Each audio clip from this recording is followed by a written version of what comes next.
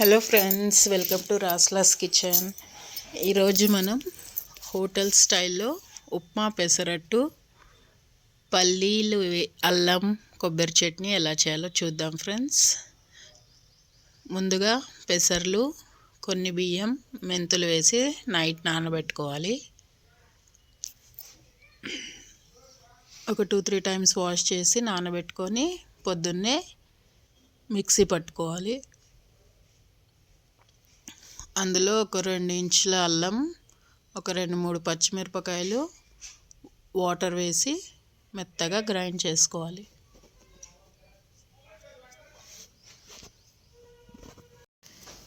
ఇలా గ్రైండ్ చేసుకున్న పిండిని ఒక 10 నిమిషాలు పక్కకు పెట్టుకోవాలి. ఇప్పుడు మనం చట్నీకి కావాల్సిన పదార్థాలు చూసుకుందాం.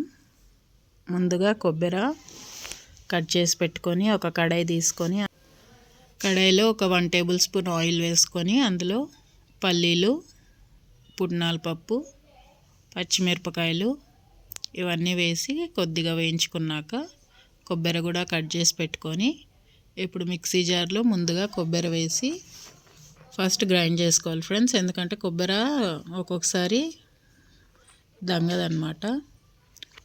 ఇప్పుడు కొబ్బరి కొద్దిగా గ్రైండ్ చేసుకున్న తర్వాత ఇప్పుడు అందులో మనము వేయించి పెట్టుకున్న పల్లీలు, పుట్నాలు, పచ్చిమిరపకాయలు, అల్లం ముక్క, ఉప్పు, వాటర్ వేసి మెత్తగా గ్రైండ్ చేసి పెట్టుకోవాలి. అంతే అండి. టేస్ట్ అయితే హోటల్ స్టైలే వస్తుంది. డెఫినెట్గా ట్రై చేయండి ఫ్రెండ్స్. చాలా సూపర్ అంటే సూపర్ టేస్ట్ ఉంటుంది. చట్నీ అయితే రెడీ అయిపోయింది ఫ్రెండ్స్. ఇప్పుడు పక్కకు పెట్టుకొని తాలింపు వేసుకునే వాళ్ళు వేసుకోవచ్చు, నేనైతే వేయలేదు.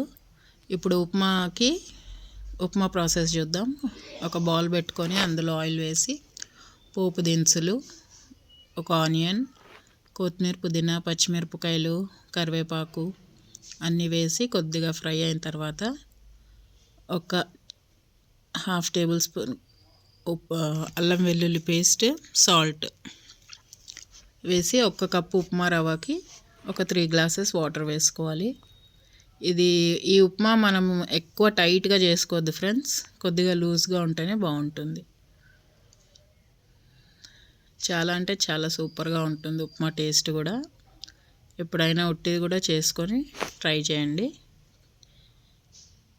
ఏ చట్నీ అవసరం ఉండదు ఫ్రెండ్స్, మనము ఇంట్లో ఉన్న ఆవకాయతో కానీ ఏ చట్నీతో అయినా తినొచ్చు. ఇప్పుడు వాటర్ మరిగే వరకు వెయిట్ చేసుకోవాలి.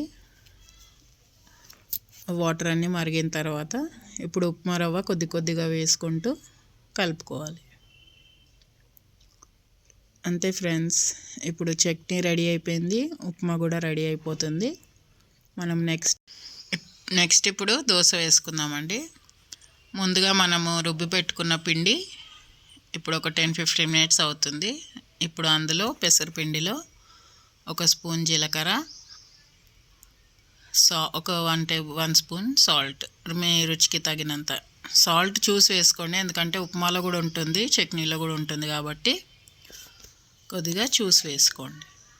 ఇదంతా బాగా కలుపుకొని పక్కకు పెట్టుకోవాలి ఫ్రెండ్స్. ఇప్పుడు మన ఉప్మా కూడా రెడీ అయిపోయింది, చూద్దాము. మనకి ఉప్మా ఈ కన్సిస్టెన్సీలో ఉండాలి. కొద్దిగా లూజ్గా ఉంటే మనకు టేస్ట్ బాగుంటుంది పెసరట్లో. ఇప్పుడు ప్యాన్ పెట్టుకొని దాన్ని కొద్దిగా ఆయిల్, వాటర్ వేసి గ్రీస్ చేసుకొని ఇప్పుడు ఒక గంటెడు పిండి వేసుకొని స్ప్రెడ్ చేసి దాని మీద కొద్దిగా ఆయిల్ వేసి ఇప్పుడు మనం చేసుకున్న ఉప్మా వేసి స్ప్రెడ్ చేయాలి. ఇలా అంతా స్ప్రెడ్ చేసుకొని పైనుంచి ఆనియన్స్, కొరియాండర్, వెల్లుల్లి కారం, ఆయిల్ కానీ గీ కానీ ఏదైనా యూస్ చేయొచ్చు ఫ్రెండ్స్. టేస్ట్ అయితే చెప్తున్నాను కదా, మళ్ళీ ఒక్కటితో సరిపోదు, మళ్ళీ తింటారు.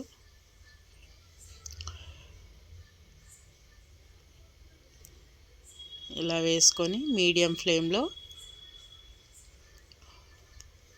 సైడ్కి మొత్తం క్రిస్పీగా అయ్యే వరకు కాల్చుకోవాలి.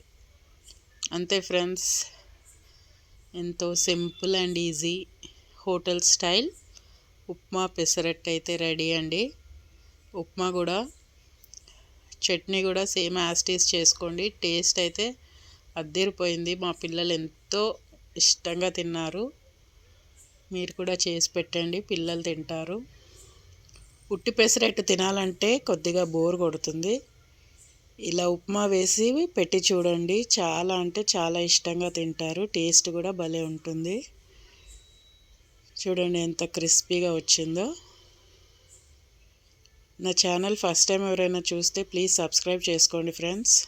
ఫుల్ వీడియోస్ వాచ్ చేయండి. పక్కనున్న బెల్ ఐకాన్ని క్లిక్ చేస్తే నా న్యూ నోటిఫికేషన్స్ మీకు అందుతాయి. Thank you friends. Thank you for watching.